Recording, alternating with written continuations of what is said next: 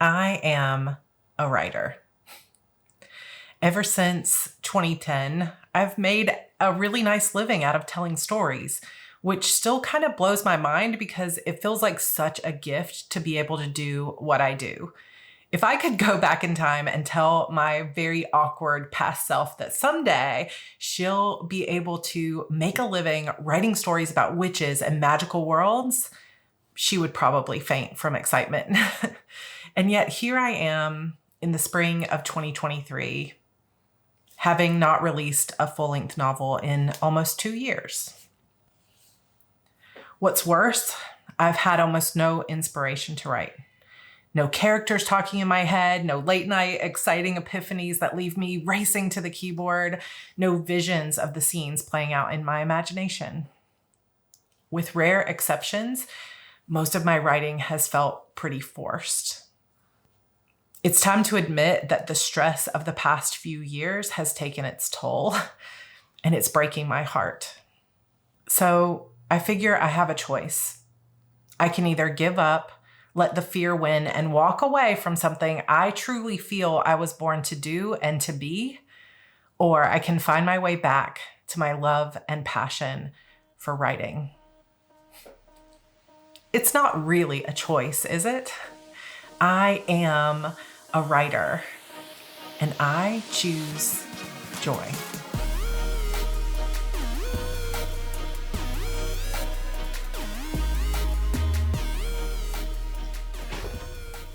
Writer Reset. I've been looking forward to this. And in fact, I actually started my Writer Reset at the beginning of April and just didn't record some of that process because I personally needed to step back from social media to clear my schedule, to clear my mind. And it was super helpful. So if you've needed a sort of digital detox, I highly recommend it. It was very helpful for me.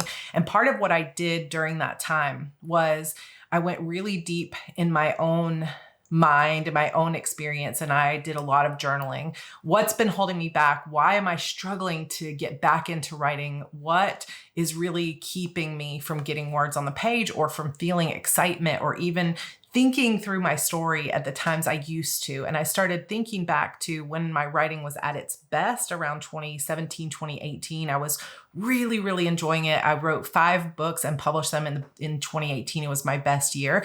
So I started thinking like, what's different now than that? And what can I do to create a better writing scenario for myself right now? And there are some things that I have realized along the way. One is that I can't go back to the way things were in 2018 exactly because I didn't have a daughter back then. I had one child. He was in school all day. And I think sometimes we forget how those big life changes that feel like everyday life. I mean, she's just a part of our life and I wouldn't trade that for the world. But sometimes I forget how much time is dedicated to taking care of her. And then second, I didn't have this YouTube channel. I started it in 2018, but it was still a pretty small channel back then. I didn't have courses. So that leads me to one conclusion is that I am just naturally busier and I have more responsibility. And I would bet a lot of you feel the same way if you look at your lives. But I don't want that to stop me. I don't want that to be an excuse because the other thing is my writing has suffered not just because I can't find time for it, because I actually have time for my writing. It's in my schedule. But for me, they say you can't pour from an empty cup. You can't write when your brain is full of stress. You can't write from a place of stress and fear and anxiety, or at least that's been the case for me. And for me to sit down and enjoy my writing and let the words just come to me and fly through the page, it takes prep work. So I know many of you might be pantsers and you just kind of sit down and things come to you as you write.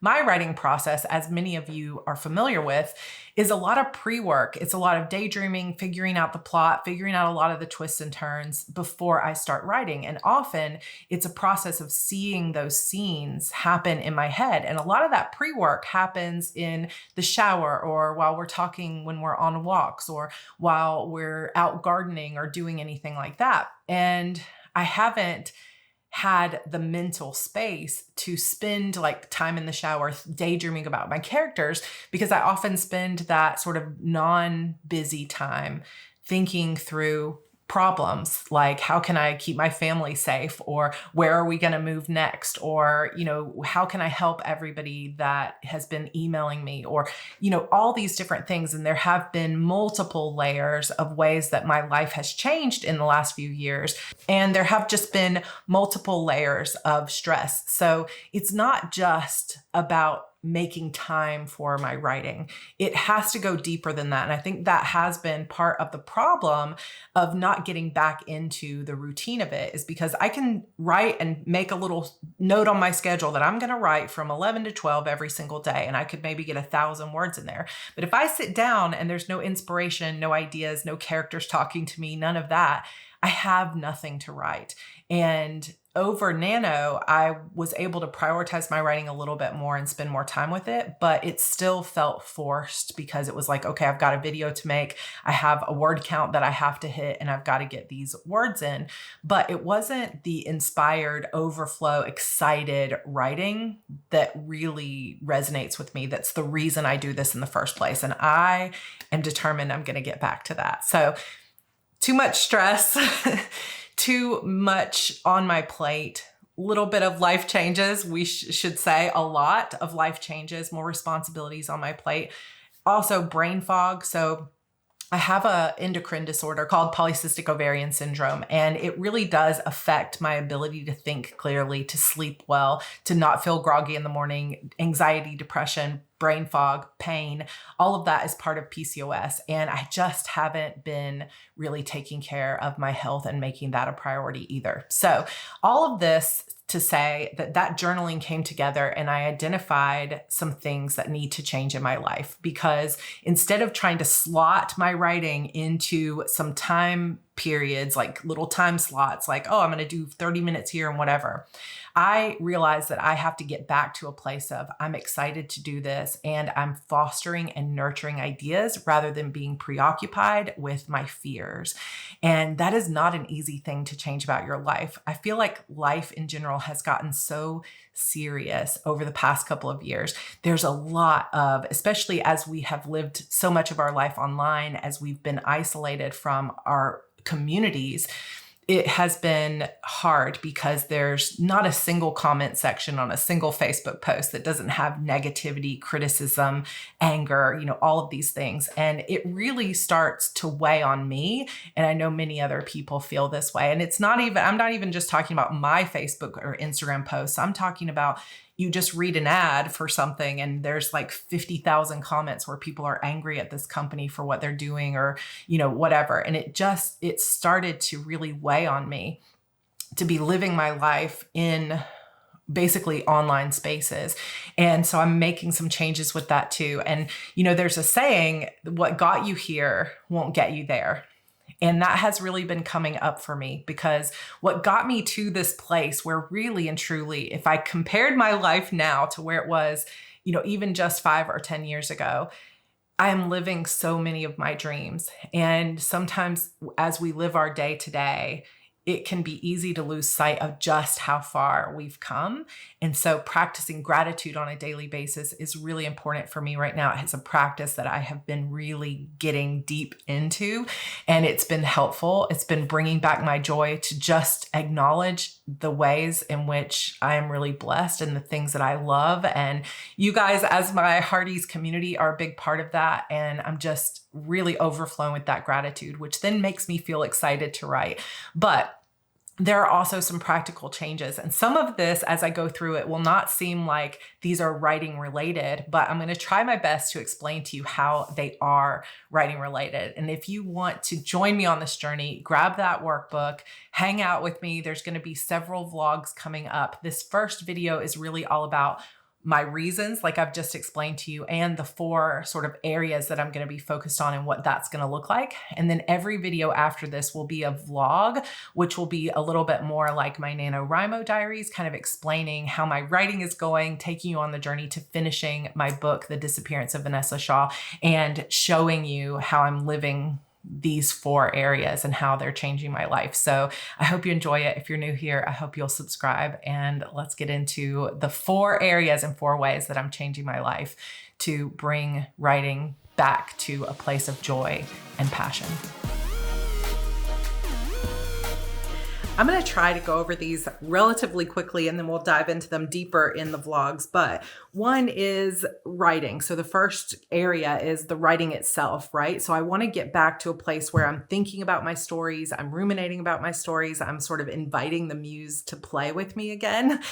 So part of that is sort of resetting some of my tools. So I got this really cool purple case for my MacBook Pro. I also got this pretty purple, and I realized that my nails matched this week too, which was unintentional, purple laptop sleeve. I got a little purple mouse as well, a purple USB-C hub, and a new purple pen case. And I've also gotten new pens, new index cards. All of the tools that I use have kind of gotten a refresh. Is this necessary? No, but it's an easy, relatively inexpensive way to sort of remind myself and get excited for a fresh start, which always is helpful for me. So it's made it really fun. It's made everything feel fresh and new. So that is the first part. Another part, which ties into the fourth section, which is organization for me, is that I am redoing my writing room. So I'll circle back around to that because that is, changing my environment, my writing space. I'm also on that sort of note going to be spending more time out at coffee shops and things like that. And I am reaching out to some friends that we're going to start meeting up for writing sprints on Zoom in the mornings. So it's a matter of kind of getting my community around me. I'll probably be spending more time in the Writing Sprints channel and getting my tools set up. You guys already saw that I set up my writing notebook that's a traveler's notebook here. And if you didn't see that video, you can find it linked in the description. Excuse all my lights behind me. It's so much nicer when there's lights around. But I am resetting my writing space, my community, kind of getting back in touch with people that I want to write with and I can talk through stories with. My husband and I are also making writing dates where he's not actually going to be writing with me, but we are going to be taking walks with Evie, and we're going to be spending at least an hour a day going through and talking about different things that are happening in the story. And I'm so ready and excited for that. If you saw one of my recent shorts here, I also have a ton of craft books that I have recently picked up or older ones that I read in the past or that I never got around to that I'm going to be reading. And that is also going to be helping me get my inspiration for writing back. So many of you said yes to a quarterly craft book club. So let's talk about that coming up. I will have more news on that coming up later, but I have set aside time in my schedule to get back to reading these books on writing. And I think that's going to really help, and it'll help the ideas flow.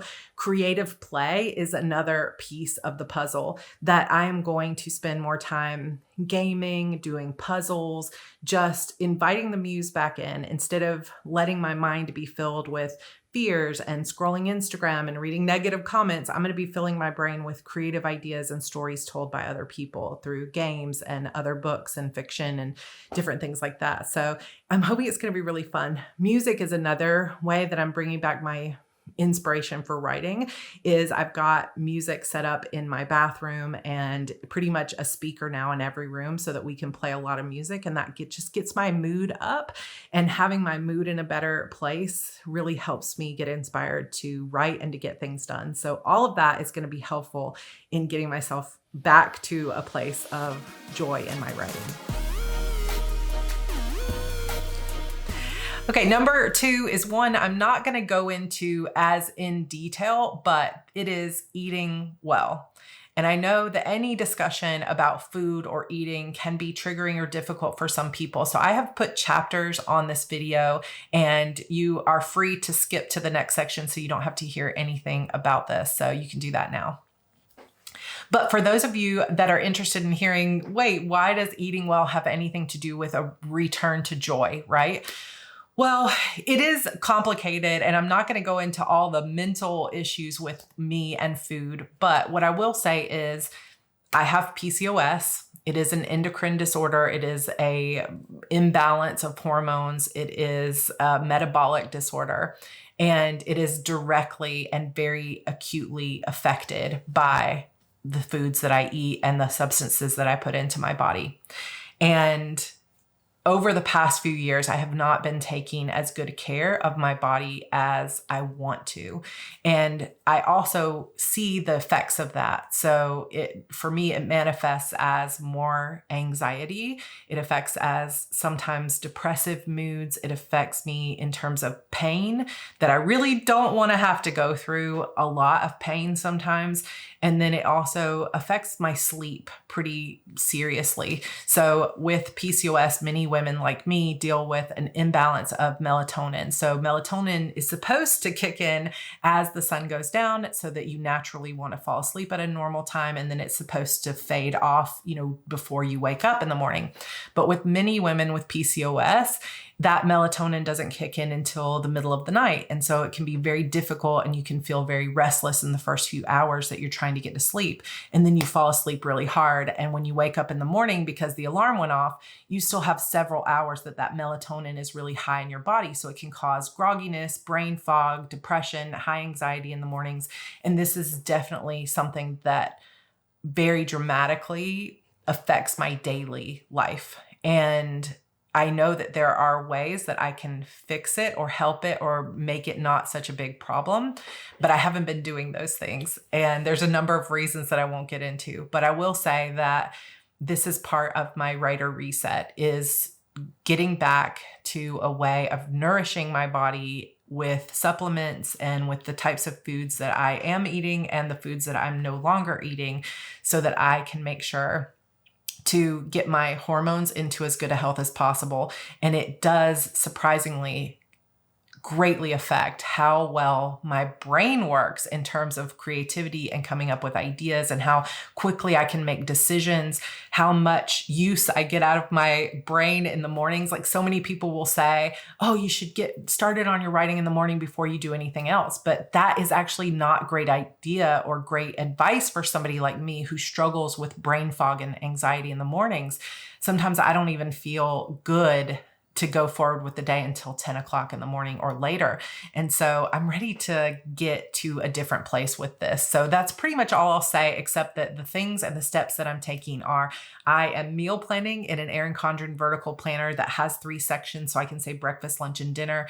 I am prepping my meals every Saturday and Sunday. So Saturday, we're going to be going grocery shopping as a family, just so we can get everything really quickly and kind of go out together to do something. And the kids actually really like the grocery store for some reason. It's just fun to go to the HEB. And then I am prepping all of my vegetables and my meals and fruits and everything, and stocking up my fridge every Saturday and Sunday.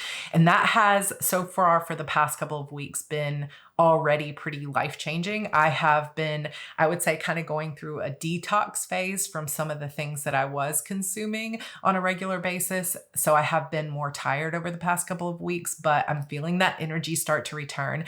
And I know from looking back at that period where I was eating this way back in 2017, 2018, that the energy is going to come, and energy really affects the amount of time and creativity I have available to wear all these different hats, YouTuber, mom, writer, all of those different things. And so I'm looking forward to increased energy rather than fighting against my body. And so again, this is not in any way to tell anyone else, not a single soul, what I think you should do or anything like that. This is just me sharing something that has made a big difference in my life in the past. And I am hoping that it will make a big difference for me again this year. Okay, so how many of you write better when you have a chance to talk through things with someone else? So one of my top 5 strengths is communication. And for me, that often means I got to talk through my story. I can't just think through it in my head. And so one of the main things that I like to do in that case is go for walks with my husband. This is not quite the same thing, but there are a couple of other options even when he isn't available. So we have this new treadmill. It is literally in the middle of our living room, which I don't care about. It's just a little corner here. And there are different programs that you can do. It has the iFit on it. This is a ProForm treadmill. There are different programs that you can do. So I have been doing some walking programs on here. Some of them are guided, so the person's talking through it, and some of them are just visuals, and I can turn the I can turn the music down or whatever I want. But getting on the treadmill and moving my body and thinking through is more helpful than just sitting down in my chair and thinking through my story. And I know this about myself, and yet I haven't been doing it consistently. So one is we're going to start incorporating walks again in our family life. So there are covered places where we're not going to be in the hot sun. I mean, it'll be hot outside, but we won't be in the direct sun, that we're going to go on walks with Evie to start talking through my story. So I'll have that time with my husband to do that. Then on my own, I'm also going to be using a microphone or the speech to text on my phone into Google Docs to walk on this treadmill and start talking through my story questions. So my plan is every time I have some kind of twist in the plot or something I'm unsure about, I'm going to write it on a sticky note or an index card, and I'm going to write what the problem is, what I'm trying to figure out, and then I'm going to get on the treadmill for 30 minutes and just walk at a normal, like 3 miles per hour pace, maybe a little bit of an incline. And I'm going to talk through my ideas about this. No matter how silly I sound to anyone else in the house, I sound silly right now because I'm talking to camera. So it'll be a similar type of thing. And I'm going to try talking through my story ideas in that manner, and we're going to see how that goes. But I think that part of movement will be helpful. The other thing is I'm going to be spending more time outside. So this is one of my favorite places in the house, is this egg chair. I absolutely love it. So I love to sit out here because I have this gorgeous just view of nature. It's totally unobstructed out here. We don't have a lot of gardening going on yet, but we have started planting our first things. So we have a tomato here that's already starting to flower. We have, I think, broccoli and cauliflower in this bed. And then we have, I think, cabbage and zucchini here, and another kind of squash maybe. And then I forget exactly what George planted in this one, but I think that is zucchini actually there. And then we have in this tub, we have carrots. All of this is carrots. But it has been really fun. I have also planted some new rose bushes and some new herb garden. And then back here we have, this is all our land back here. And we just have so much. So all the way to the back of that building back there, this is all our land. And eventually we want to put a nice big garden here. But for now, it's just full of wildflowers. And it just has been lovely to just come stand here at the fence and spend time out here, walk through the area with my daughter, do some gardening with her, pull up the weeds. It just feels good to spend a little bit of time out in nature instead of always being online, and to understand that there is a life outside of the online world where everything is so much in turmoil and there's so much toxicity. You know, there's peace, there's beauty in the world. And I can step outside of that and remember this. And that's when I start to feel creative again.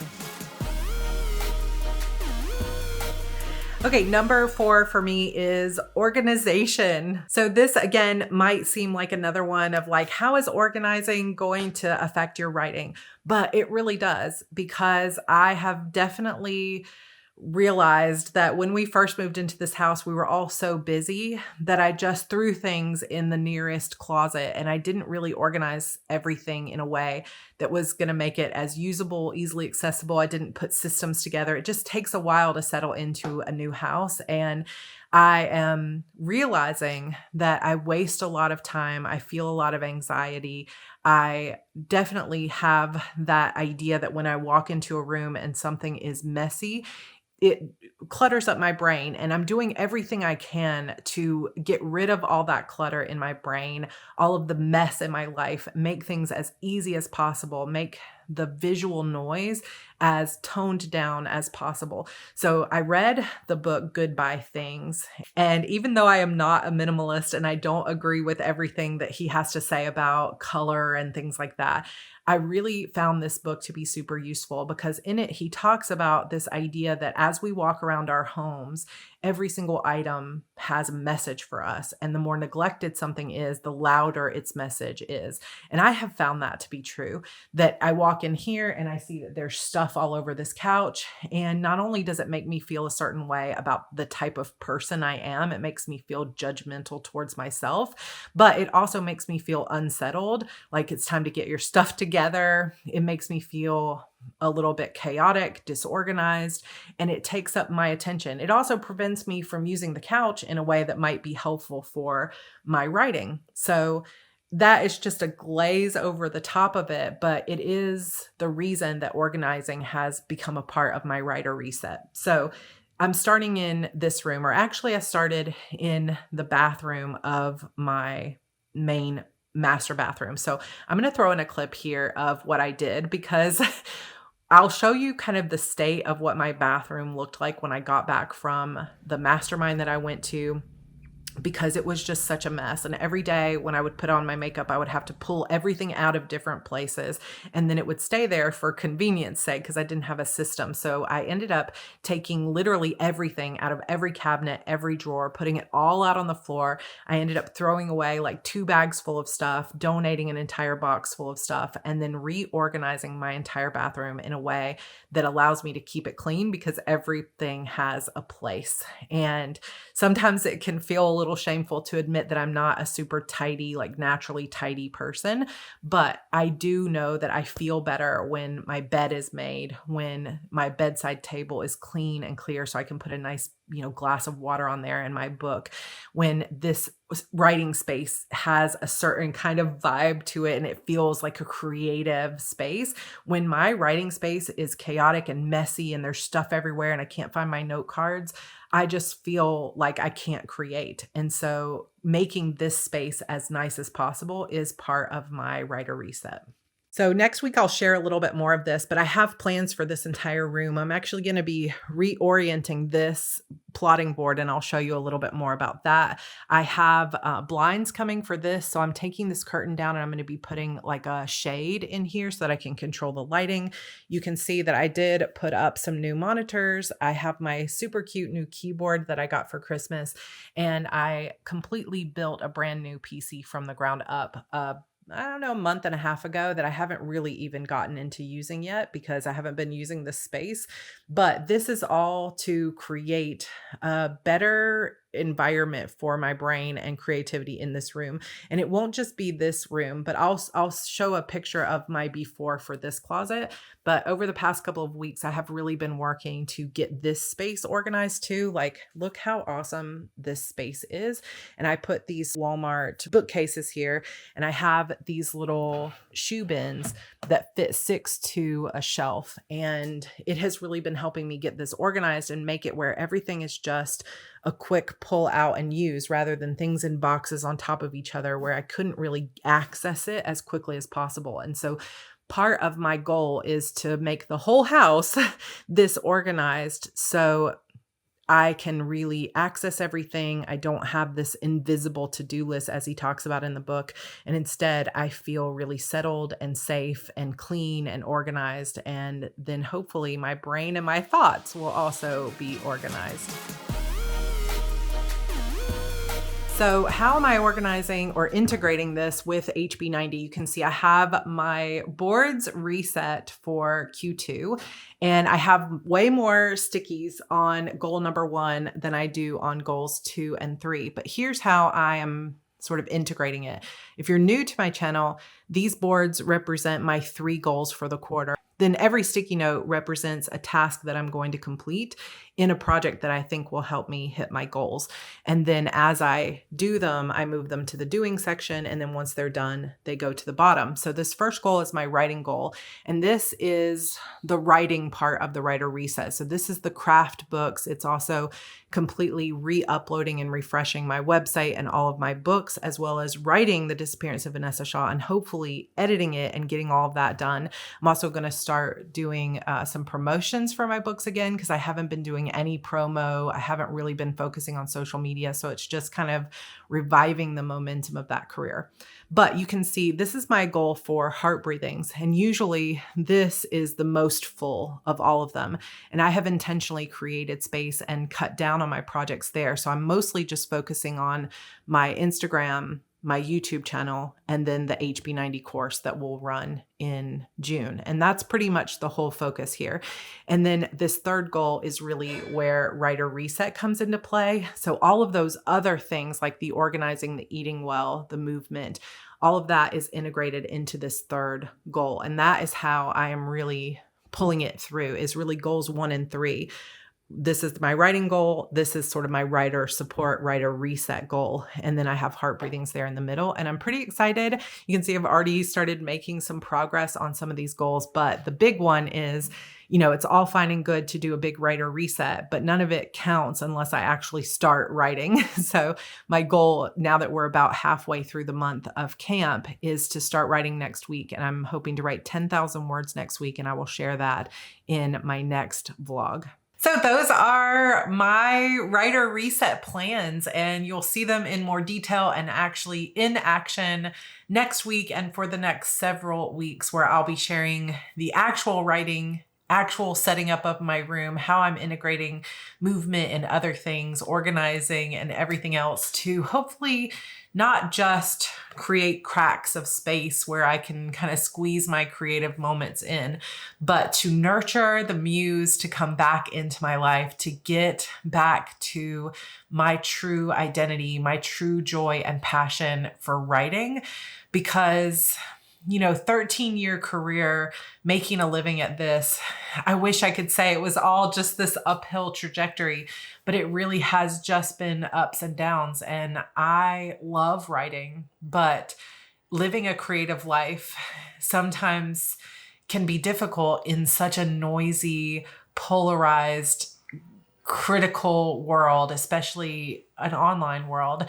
And I just want to share this process with you, not only to show you what I'm doing and hopefully give you ideas if you've been in the same place, but also to just take a moment to encourage you that if there is something that you keep coming back to, that you love, that you have wanted to put your heart into, and it either has been put to the wayside due to life circumstances, or too much criticism, negativity, fear, anxiety has made it difficult to create, or some other event has stolen the joy for a while, or whatever the case may be, if you have some reason that you have drifted away from a passion that you feel like is a part of you, I just want to encourage you to say that it's never too late to come back to it. It's never too late to try again, to change what's your situation is, your environment, the way that you spend your time, or where your priorities are. It's never too small of a step. I'm taking some big leaps, but you could do this in the tiniest of increments, just taking 5 minutes a day to get back to allowing yourself to daydream about your story or your art or whatever it is you're creating. Sometimes I think it takes reminding that in this busy world where sometimes it can feel like there's so much going on in the world. There's so much tragedy. There's so much pain. There's so much difficulty in the world. What's the point of creating? Like, why should I make this silly rom-com? Or why should I make this book about witches? Or, what does my writing have to do when there's all these other big global issues?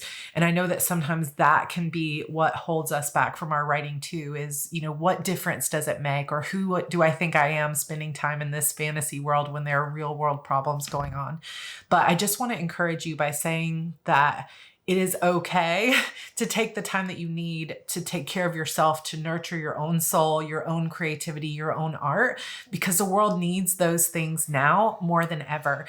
And I truly believe that the best way to solve so much of the pain and anxiety and angst and other things that are going on in the world is to center back into your own joy. And that joy becomes so powerful because we can just see how negativity tends to spiral down. And I think it's no mistake or no coincidence that we're seeing more and more people with anxiety and depression than ever. And I just want to tell you that your joy, your personal joy, matters so much in the world right now. And it is okay, despite all the things going on, to take a moment for yourself and say, this is the thing that I love. This is who I was meant to be. And I'm going to make it a priority. And that is how I'm going to make a difference in this world. And I know that that can sound really cheesy, but I know there's some people that need to hear this, that our individual joy, our calling, our purpose, sometimes to create,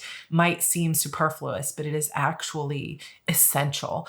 And so I encourage you to tell your stories, to get your art out there in whatever form it is, whether it's writing books or painting or poetry or whatever it is that you do. The world needs you right now more than ever. And you need you. And that is a big part of what my journey is this year, is to truly learn to love myself enough to make the things that I love most a priority in my own life. And these are the steps that I'm taking to make that happen. I miss my writing. I miss the passion and the excitement and the way the words flow and the way the ideas come and the twists and turns. And I am so hoping that these steps is going to be the key to unlocking that again for me. So thanks for coming along on this journey. If you're new, please subscribe. If you haven't already grabbed the Writer Reset journaling and workbook, that is going to be linked for you down below.